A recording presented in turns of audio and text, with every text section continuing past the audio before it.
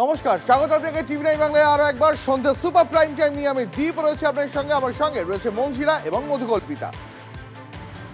আর শুরুতে এই মুহূর্তে যে খবরে আমরা নজর রাখবো একের দিকে আইপ্যাকের দপ্তরে যখন ইডির তল্লাশি, সেই সময় ইডিকে নিশানা করলেন অভিষেক বন্দ্যোপাধ্যায়।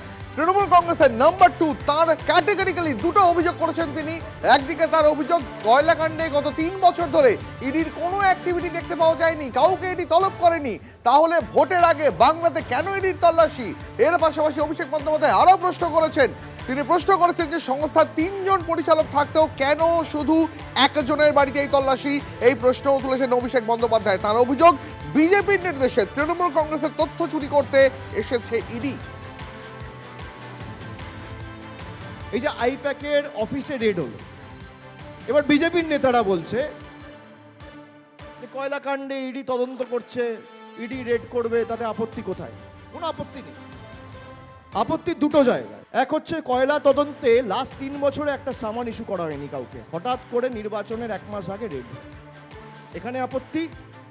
আর 2 নম্বর আপত্তি হচ্ছে আইপ্যাকের 3 জন ডাইরেক্টর, কোম্পানির উপর রেড হলে 3টে ডাইরেক্টরের উপর রেড হবে। একজন দিল্লিতে কাজ করছে, একজন তামিলনাড়ুতে কাজ করছে, একজন বাংলায় কাজ করছে। খালি বাংলায় রেড হবে কেন? তার কারণ রেড করতে তো আসেনি, রেড করতে আসেনি, তথ্য নিতে এসছে, চুরি করতে এসছে। বিজেপির নেতারা যখন টাকা নেয়, ক্যামেরায় ধরা পড়ে, তখন ইডি দেখতে পায় না, চোখ কানা হয়ে যায় না? যারা বিজেপিতে গেছে সব দোয়া তুলসী পাতা হয়ে গেছে। আর যারা বিজেপির বিরুদ্ধে লড়ছে তারা সবাই খারাপ, তারা সবাই চোর, আর তুমি সাধু। অভিষেক বন্দ্যোপাধ্যায়ের অভিযোগ শোনালাম আপনাদের। তার ক্যাটেগরিক্যালি দুটো অভিযোগ করেছেন অভিষেক বন্দ্যোপাধ্যায়। তার প্রথম প্রশ্ন, কয়লাকাণ্ডে গত 3 বছর ধরে ইডি কাউকে তলব করেনি, কাউকে সামনে পাঠায়নি, তাহলে ভোটের আগে কেন হঠাৎ হানা? এর পাশাপাশি দিল্লি, তামিলনাড়ু এবং এর পাশাপাশি সংস্থার সব মিলিয়ে 3 জন ডিরেক্টর থাকা সত্ত্বেও কেন শুধুমাত্র একজনের বাড়িতেই তল্লাশি? এই প্রশ্ন তুলেছেন অভিষেক বন্দ্যোপাধ্যায়। আমাদের সঙ্গে এই মুহূর্তে বিজেপি নেতা কাউন্সিলর সজল ঘোষ রয়েছেন। সজলবাবু, অভিষেক বন্দ্যোপাধ্যায় আজকে আইপ্যাকের দপ্তরে তল্লাশির প্রসঙ্গে ইডিকে জোরালো আক্রমণ করেছেন। তার প্রশ্ন, গত 3 বছর ধরে ইডির কোনো তৎপরতা দেখা যায়নি কয়লাকাণ্ডে, তাহলে ভোটের আগে কেন বাংলায় তৎপরতা? তার অভিযোগ, বিজেপির নির্দেশে তৃণমূলের তথ্য চুরি করতে এসেছিল ইডি। না, উনি কিন্তু কথাটা ঠিকই বলেছেন যে শুধু একজনের বাড়িতেই কেন, বাকি দুজনের বাড়িতে নয় কেন? আমারও ঠিক এইরকম একই প্রশ্ন আমার মনে জেগেছিল। শুধু লিপস অ্যান্ড বাউন্সের সবাইকে ডাকা হলো, ভাইপোটাকে ছেড়ে ডাকা হলো কেন? এইগুলোর কারণেই, অনেক কেনর কারণেই এই সিপিএমরা ভোট ভাঙার সুযোগ পায় সেদিকের কথা বলে। আমার মনে হয় এবার আর সে সুযোগ ওরা পাচ্ছে না, এবার আর সে সুযোগ পাবে না। এই তো কেন ম্যানর কি আছে? 3 জনের মধ্যে একজন যদি চোর হয় তাহলে তাকেই ডাকা হবে। কিন্তু লিপস অ্যান্ড বাউন্সে দেখেছিলাম প্রধান চোরকে ডাকা হয়নি, চোরের কর্মচারীদের ডাকা হয়েছিল। এতে ফলে বাংলার মানুষ দুঃখ পেয়েছিল, বাংলার মানুষের মধ্যে হতাশা এবং প্রশ্ন জন্মেছিল। আমার মনে হয় সেই সুযোগ আর এরা পাবে না, সেই সুযোগ আর দেবে না এদের। এই বিসর্জন। ধন্যবাদ আপনার প্রতিক্রিয়ার জন্য।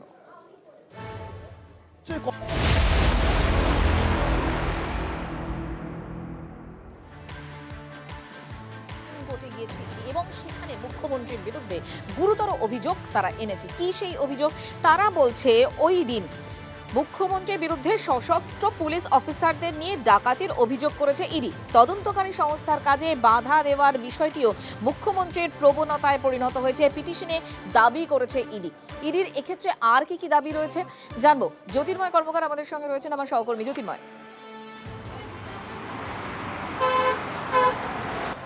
দেখো, যে পিটিশন ফাইল করেছে ইডি, সেখানে তারা একেবারে প্রথমেই যে কথা লিখেছেন যে মুখ্যমন্ত্রী মমতা বন্দ্যোপাধ্যায় তিনি গুরুত্বপূর্ণ নথি, তথ্য, প্রমাণ তিনি চুরি করে নিয়ে গিয়েছেন। এখানে কোট আনকোট থেফট শব্দটা ব্যবহার করা হয়েছে। আর তার পরের প্যারা থেকে যে বিষয়গুলি একে একে ধাপে ধাপে তুলে ধরা হয়েছে তা হচ্ছে মুখ্যমন্ত্রীর সঙ্গে রাজ্যের শীর্ষস্থানীয় পুলিশ আধিকারিকরা ছিলেন, যারা সশস্ত্র ছিলেন, তাদের সঙ্গে পিস্তল ছিল, তাদের সঙ্গে রাইফেল ছিল। এবং যেহেতু সশস্ত্র পুলিশ আধিকারিকদের নিয়ে মুখ্যমন্ত্রী এসেছিলেন, সেই কারণে তদন্তকারী অফিসাররা তারা তাদের নিরাপত্তাহীনতায় ভোগেন।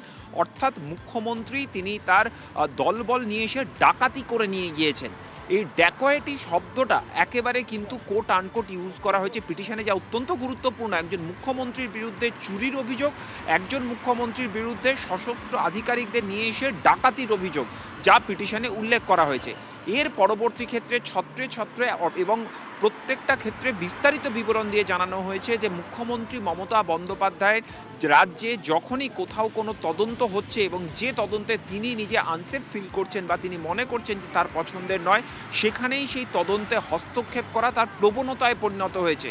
এক্ষেত্রে রাজীব কুমারের বাড়ির ঘটনা বা এর আগে প্রয়াত সুব্রত মুখোপাধ্যায় এবং অন্যান্য আরও মন্ত্রীদের বাঁচাতে তার সিবিআই অফিসে এসে অভিযান করা, এই প্রত্যেকটা ঘটনা একেবারে বিস্তারিতভাবে এই পিটিশনে উল্লেখ করা হয়েছে। আর এর পরেই যে দাবি করেছে ইডি, তারা খুব স্পষ্টভাবে জানিয়েছে যে মুখ্যমন্ত্রী যে ইলেকট্রনিক ডিভাইসেস নিয়ে গিয়েছেন, সেই ইলেকট্রনিক ডিভাইস থেকে কিছু যেন ডিলিট করা না হয়, কোনো রকম ক্লোনিং যেন না হয়। পাশাপাশি অর্থাৎ সিবিআই তদন্ত, এই কারণগুলোর জন্যই সিবিআই তদন্ত চেয়ে সুপ্রিম কোর্টে আর্জি।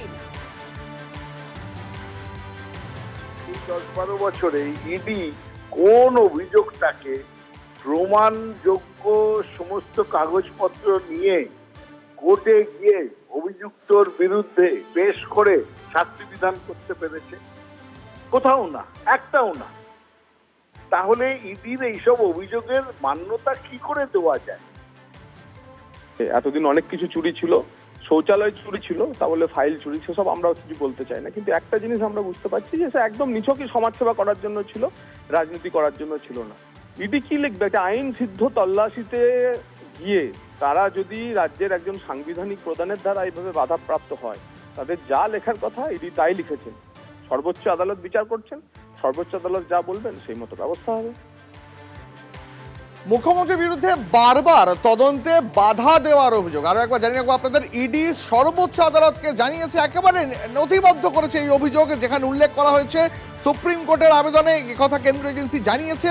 এর পাশাপাশি অতীতে টেনে আনা হয়েছে রাজীব কুমার থেকে শুরু করে ফিরহাদ হাকিমের প্রসঙ্গও এক্ষেত্রে সুপ্রিম কোর্টে ইডি মেনশন করেছে। আমাদের সঙ্গে এই মুহূর্তে চিফ রিপোর্টার সিজার রয়েছেন আমাদের সঙ্গে। সিজার, মমতা বন্দ্যোপাধ্যায়ের বিরুদ্ধে বারবার ঢাল হয়ে দাঁড়ানো, এটাকে কোটানকোট ব্যবহার করছে এটি সুপ্রিম কোর্টে।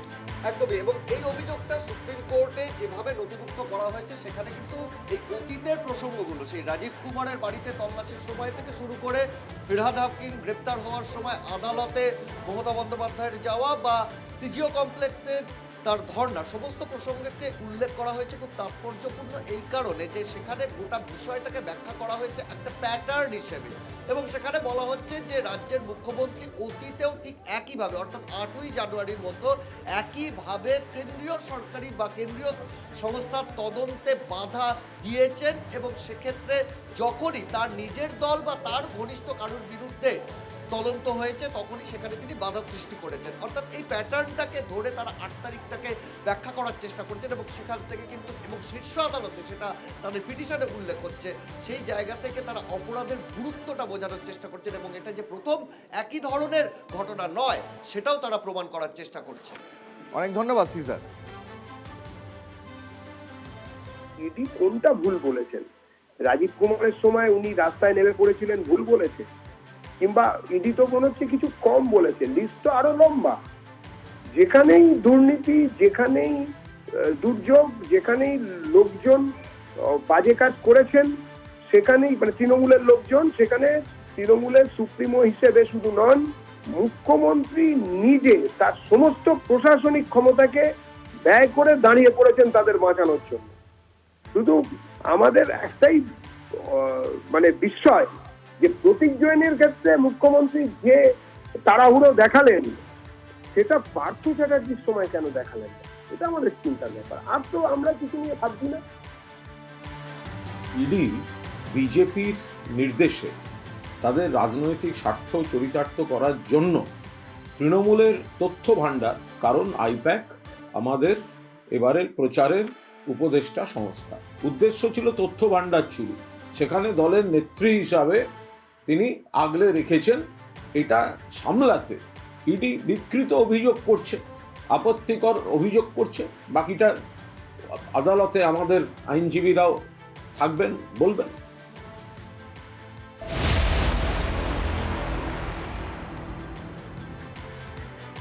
দেখুন, এই যে আইপ্যাক কাণ্ড, সেই আইপ্যাক কাণ্ড নিয়ে সুপ্রিম কোর্টে ইডির মামলা। সেই ইডির মামলাতে উল্লেখ রয়েছে কলকাতা হাইকোর্টে সেদিনের ঘটনার প্রসঙ্গ। বিস্তারিত জানবো, আমাদের প্রতিনিধি শ্রাবন্তী রয়েছেন আমাদের সঙ্গে। শ্রাবন্তী, ঠিক কোন কোন বিষয়গুলো উল্লেখ করা হয়েছে? দেখো, দ্রুত শুনানির জন্য ইডি কলকাতা হাইকোর্টের দ্বারস্থ হয়েছিল শুক্রবার। যদিও বিচারপতি শুভ্রা ঘোষ মামলাটি সেই দিনই মুলতবি করে দেন, তার কারণ তীব্র হৈহট্টগোল হচ্ছিল এজলাসে। প্রচুর আইনজীবী ইন্টার্ন, তাদের ভিড় হয়ে যায় এবং বারবার অনুরোধের পরেও কেউ বাইরে যেতে চাননি। ফলে সেই অর্থে বিচারপতি কিছুক্ষণ পরেই এজলাস ছেড়ে চলে যান। এই ঘটনাটি পরবর্তী সময় ইডি উল্লেখ করেছে তাদের যে পিটিশনের কপি সেখানে, এবং সেখানে বলা হয়েছে একটি হোয়াটসঅ্যাপ চ্যাটের কথা উল্লেখ করা হয়েছে, যেখানে তৃণমূল কংগ্রেসের কনভেনার তিনি মেসেজ দিয়ে 5 নম্বর এজলাসে, অর্থাৎ বেলা 2:30-র সময় যেখানে ওই মামলা হবার কথা ছিল বিচারপতি শুভ্রা ঘোষের এজলাসে, সেখানেই এই সমস্ত আইনজীবীরা যাতে আসেন তাদের জন্য একটা ডাক দেওয়া হয়েছিল। একই সঙ্গে ওই মেসেজে সেদিন মুখ্যমন্ত্রীর একটি মিছিল ছিল, তার জন্য সমস্ত আইনজীবীদের ডাক দেওয়া হয়েছিল বি গেটে। ইডির বক্তব্য হচ্ছে যে অতীতের বিভিন্ন সময় দেখা গেছে যে এই হৈহট্টগোল তৃণমূল কংগ্রেসের একটা খুব স্বাভাবিক প্রয়াস থাকে, এটা একটা স্টাইল থাকে, যে স্টাইলের মাধ্যমে তারা প্রত্যেকটি মামলা নষ্ট করে দেন, এটা একটা তাদের প্রবণতা থাকে। সেদিনে সেই হোয়াটসঅ্যাপ যে মেসেজটা, সেটা এভিডেন্স হিসেবে এই মামলার ক্ষেত্রে ব্যবহার করছে ইডি, এবং এর উল্লেখ করা হয়েছে যে আদতে ইচ্ছা করে পরিকল্পনা মাফিক ওই দিন যাতে বিচারপতি শুভ্রা ঘোষ মামলাটি না শুনতে পারেন, তার জন্য এই সমস্ত আইনজীবীরা সেখানে গিয়ে হৈহট্টগোল করেছিলেন। ধন্যবাদ তোমাকে।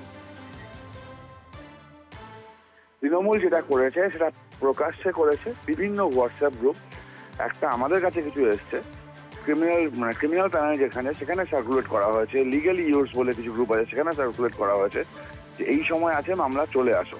চন্দ্রিমা ভট্টাচার্য, যে আইনমন্ত্রীও বটে, সে প্র্যাকটিস করেন না, তিনি কোর্টের মধ্যে প্রেজেন্ট ছিলেন। তো এভরিথিং ওয়াজ অর্গানাইজড, পুরো ক্যাওয়াস করে করতে দেওয়া হয়নি। এটা প্রথম নয়, বিচারপতি রাজাশেখর মান্থার সাথে এরকম হয়েছে, প্রাক্তন বিচারপতি বিশ্বজিৎ বাসুর সাথে এরকম হয়েছে, প্রাক্তন বিচারপতি অভিজিৎ গঙ্গোপাধ্যায়ের সাথে এরকম হয়েছে, এবং তারও আগে জাস্টিস সমাপ্তি চট্টোপাধ্যায়ের সাথে এরকম হয়েছে। তৃণমূলী কালচার এটা। আমি কি করে শুনানি পণ্ড করা যায়? আমাদের দল কোনো শুনানি পণ্ড করার ব্যাপারে নেই। আমরা তো পিটিশন ফাইল করেছি, আমরা কেন পণ্ড করব?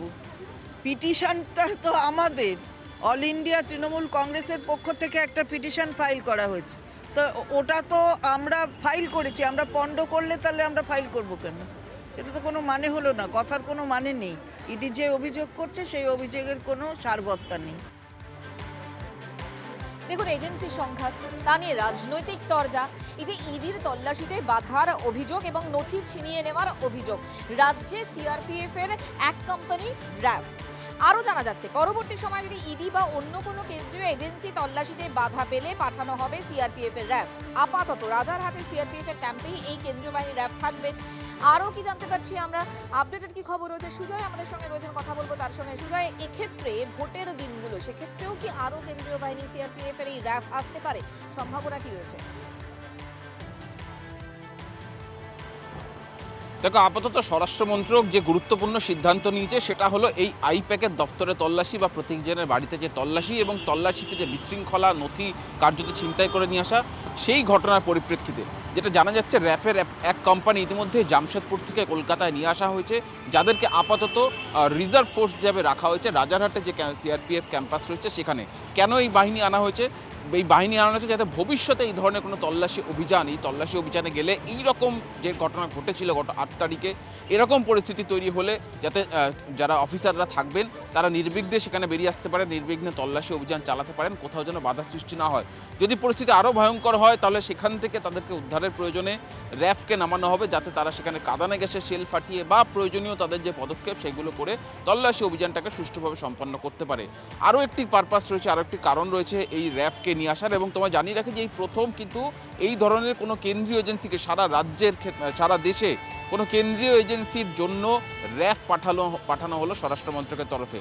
দ্বিতীয় যে কারণটা রয়েছে সেই কারণটি হলো যে যেহেতু নির্বাচন আসন্ন, সেই নির্বাচন আসন্ন পরিস্থিতিতে রাজনৈতিক হিংসা বা রাজনৈতিক পরিস্থিতি যদি এমন পরিস্থিতিতে যায় তাহলে সেখানে। আপাতত ধন্যবাদ তোমাকে।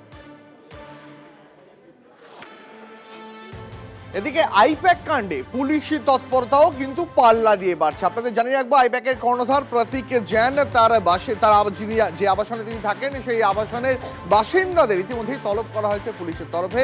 এর পাশাপাশি প্রতীক জৈনের যারা প্রতিবেশী তাদেরও নোটিশ পাঠানো হয়েছে। যেদিন ইডি তল্লাশিতে গিয়েছিল সেদিন কি দেখেছিলেন ওই আবাসনের বাসিন্দারা, ইডি আধিকারিকদের গতিবিধি বা কি ছিল, এর উত্তর পেতেই নোটিশ তদন্তকারীদের। প্রতীকের আবাসনের বাসিন্দা এবং প্রতিবেশীদের কাছ থেকে সেদিনের ঘটনার বিবরণ চায় পুলিশ।